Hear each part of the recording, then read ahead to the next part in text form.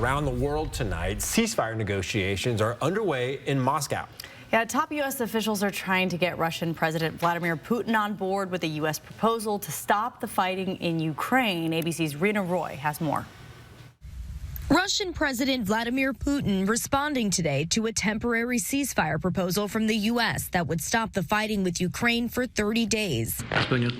Ukraine has already agreed, and now Putin says he's in favor of the deal, but has questions about how it would work.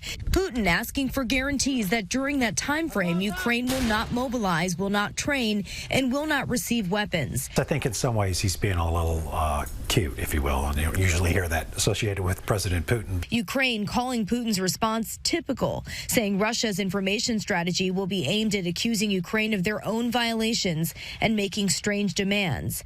A prisoner exchange, the return of forcibly displaced Ukrainian children, and a commitment to signing the U.S.-Ukraine minerals deal, all part of the proposed agreement.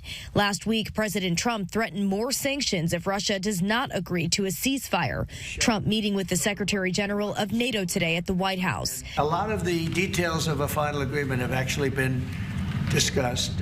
Now we're going to see whether or not Russia's there, and if they're not, it'll be a very disappointing moment for the world. Meanwhile, the fighting rages on, with both sides ramping up attacks in the contested border region of Kursk. Putin traveling there this week, ordering his troops to destroy any Ukrainian formations. Putin and U.S. Special Envoy Steve Witkoff are scheduled to meet tonight. Russian officials say they'll discuss a possible new strategy. Rena Roy, ABC News, New York.